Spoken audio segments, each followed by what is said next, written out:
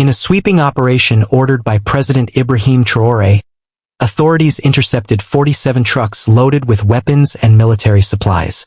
The quantity and sophistication of the weapons raised a troubling question. Who were they meant for, and who was orchestrating this? The event unfolded 3 nights ago, just past midnight, in the Kanchari region close to Burkina Faso's frontier with Togo. During a routine patrol, border forces spotted suspicious movement. A long convoy traveling through quiet, unfrequented roads at an unusual hour. The commander on duty, Captain Musaor, promptly informed his superiors. Initial intelligence reports suggested the convoy was delivering humanitarian aid. But the circumstances didn't add up. Why would aid be moved at night, and why use remote routes instead of the main road? President Traoré, sensing something was off, contacted General Ibrahim Zerbo, head of Special Forces. Stop that convoy, handle with care. This could be far more serious than smuggling, he instructed. Special Forces sprang into action, preparing an ambush on the convoy's path. Drones and helicopters were deployed.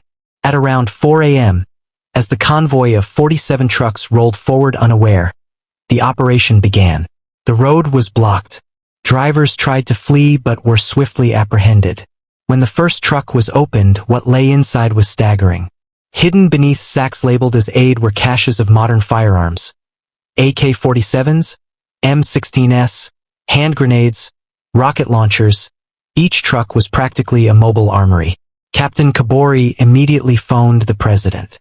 Mr. President, this is unbelievable. This isn't ordinary contraband. This could arm a full military campaign. President Traoré remained composed. Secure everything, don't lose a single round. Interrogate the drivers. We need to know who's behind this. The first to speak was Jean-Baptiste Compere, a visibly shaken driver.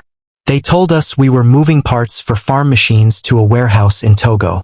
From there, it would be loaded onto a ship.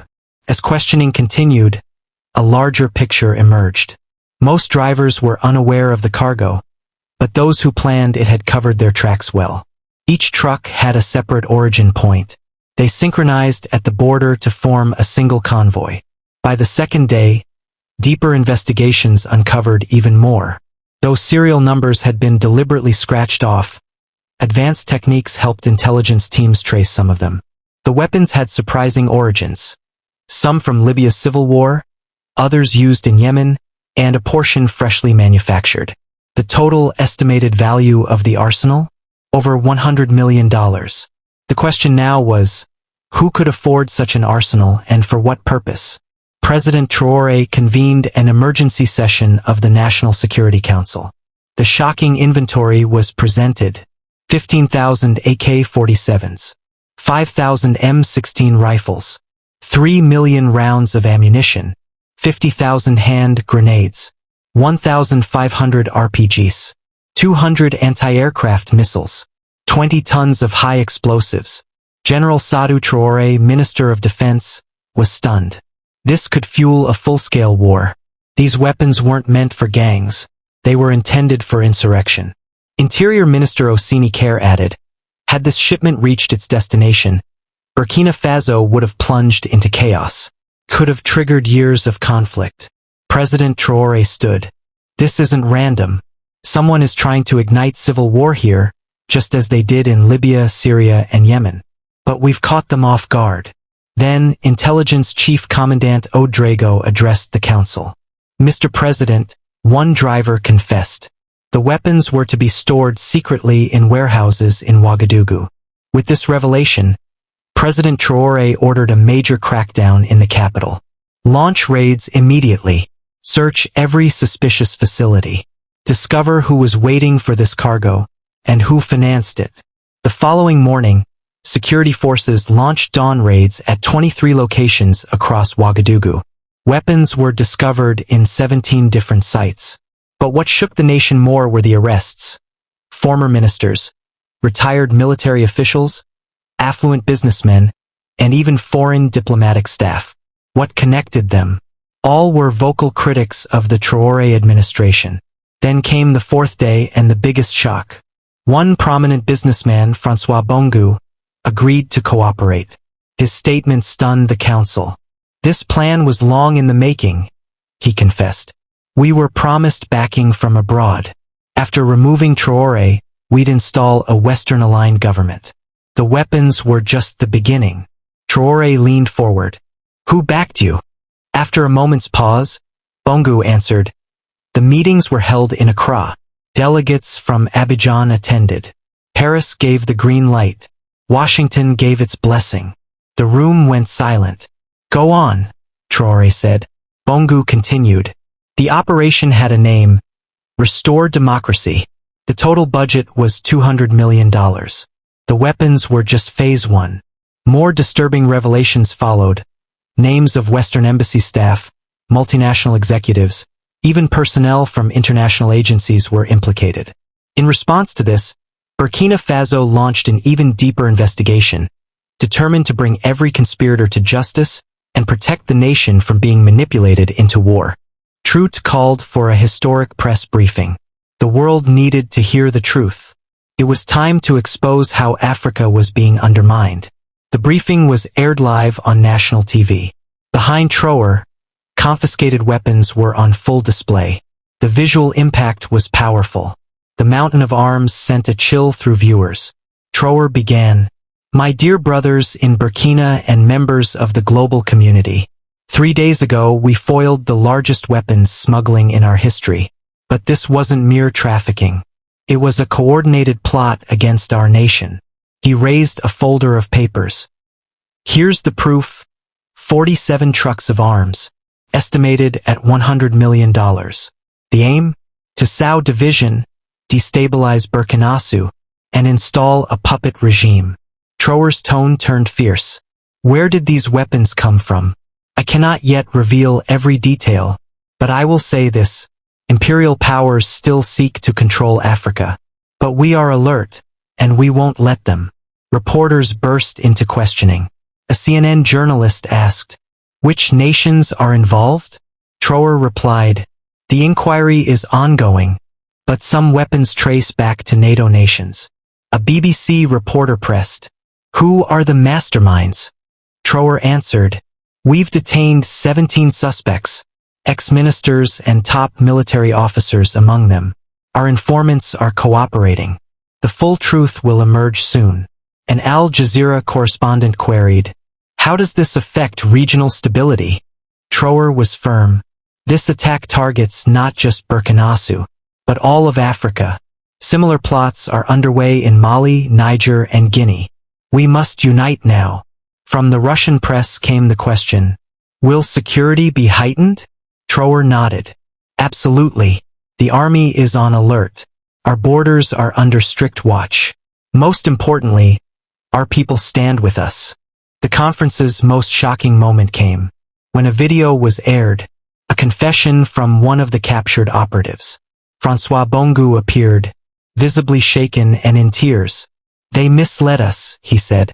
They promised democracy, but we were going to rip our country apart. He sobbed. Traoré is right. We were traitors. I beg my people's forgiveness. A heavy silence fell over the room. Traoré then declared, This is their true face. They tried to sell out our nation for money, but they failed and they will keep failing. While the press briefing went on, crowds started forming outside. Thousands poured into the streets to show support. Long live Traoré. Down with imperialism, they chanted. Traoré spoke to them. Thanks to your support we stopped this scheme. Your vigilance has protected our nation. And as long as we stand together, no force can bring us down. The youth marched with lit torches. Women sang the national anthem. Elders offered prayers. God protect Traoré. Bless our homeland. Support swept across Africa. Mali's leader Imi Goïta declared, Brother Traoré is Africa's pride. We are also tightening our borders. Niger's Chiani echoed, This attack targets us all. We must now share intelligence. Africa must safeguard itself. Guinea's Doumbouya said, There is no place for war merchants here. Traoré's bravery should inspire us all. From Senegal, Bassirou Diomaye Faye spoke on behalf of the African Union. We must enforce the arms embargo. Africa is not a dumping ground for weapons. Even Chad's Mohammed DB voiced support. We must work together to fight terror. These arms could have ended up with terrorists. Uganda's Museveni praised Traoré. My young brother has done an outstanding job. Africa can now secure itself. South Africa's Ramaphosa added, this must be a wake-up call. Arms dealers and their enablers must be held accountable. By the fifth day, new revelations came to light. Data from seized laptops revealed the conspiracy's breadth. It wasn't just Burkina Faso. The entire Sahel region was in the crosshairs. Each country had its own destabilization plan. In Burkina Faso, it was Traoré. In Mali, Keita. In Niger, Chiani would be toppled. Pro-Western leaders were slated to take their place. The documents also exposed the financial backbone. A staggering $1 billion budget. Investigators traced the money to both Gulf states and parts of Europe. Traoré called another press conference. This time, his message was even more defiant. The masks are off, he said. Those who dream of recolonizing Africa know this. We are descendants of Thomas Sankara. We do not bow. He revealed new files even more damning. Names, structures, even a pre-written cabinet. For the puppet government. Responsibilities had already been assigned. The first steps of the plan were already in motion. With fury, Traoré exclaimed, just look at their audacity. They've already divided the ministries among themselves before even toppling us. But they missed one thing. The land belongs to the people of Burkina Faso. Among those recently taken into custody were foreigners, 3 French citizens, 2 British, 1 American, and curiously, 2 Israelis. They all carried diplomatic passports, yet none were official diplomats. Their questioning sparked an international uproar. Their governments demanded their immediate release, but Traoré held firm. A diplomatic passport is not a license to commit crimes, he insisted. By the 6th day, the legal proceedings commenced. The accused were brought before the judge. The accusations were grave. Plotting a coup, forming a terror cell, trafficking arms, even high treason. The courtroom was overflowing. Citizens came seeking justice. The accused looked broken. Some wept, others expressed remorse, but it was too late. The prosecutor laid out the case. The evidence was overwhelming. Surveillance audio, video proof, financial documents, and direct admissions filled the case file. Meanwhile, external pressure intensified. Several Western nations warned Burkina Faso of looming economic penalties. But Traoré remained resolute. Let history decide who the true villains are, he declared. Russia and China voiced support. A Kremlin representative stated, every nation has the right to protect its sovereignty. Traoré is waging a just battle. China promised aid. We will donate security tools to Burkina Faso. We stand beside them against terror. Turkey echoed the sentiment. The security of Africa is our own. A firm message was delivered. Iran also stepped in strongly. Colonial forces must exit Africa. You cannot force democracy through war. Venezuela's President Maduro proclaimed, Brother Traoré is today's Bolivar, the iconic leader of anti-imperialism. On day 7, Traoré addressed the nation. Massive crowds had gathered. His speech was monumental. My fellow citizens, 1 week ago we dismantled a massive plot against our homeland. We captured 47 truckloads of weapons. But more importantly, we exposed the puppet masters behind it all. The crowd roared with approval. Traoré went on, this triumph is not just ours. It belongs to all of Africa. From now on, no one can destabilize us with arms. No one will manipulate us like marionettes. Youths chanted in unison. Women shouted in celebration. Elders wept. Traoré closed with these powerful words. We will melt these weapons to build schools and hospitals. Tools of death will become tools of life. That's our true triumph. The crowd erupted. Joy spread like wildfire. People embraced and danced. Burkina Faso had narrowly escaped a catastrophe. By day 8, the destiny of the seized arms was decided. As promised, some would be melted and sold as scrap metal. The profits would fund education. Others would be handed to the military to enhance the nation's defense capabilities. The rest would be eliminated. This operation wasn't only about intercepting weapons. It became a symbol of Africa's rise. From now on, Africa would shape its own future. Traoré had not just captured arms, he had ignited a movement. Through this operation, he also preserved Africa's dignity. The young commander once again stood firm against imperialism and triumphed. As the impact of the operation echoed across the continent, a fresh chapter was unfolding. Now no foreign power could threaten Africa through force, for leaders like Traoré stood tall side by side with their people, resisting oppression and advancing toward liberty, leaving behind the shadows for a brighter future. On the 10th day of the mission, Traoré unveiled yet another bold initiative. He arranged a massive public event at Independence Square to display a portion of the confiscated weaponry. Thousands gathered to witness the towering mounds of arms. People were stunned. How did all these weapons enter our country unnoticed? One elder asked, his voice cracking with tears. These were meant to wipe out our grandchildren. A woman cried. If Traoré hadn't acted, we would already be in civil war, she exclaimed. Taking the podium, Traoré addressed the crowd. This is what I needed to show you, he declared.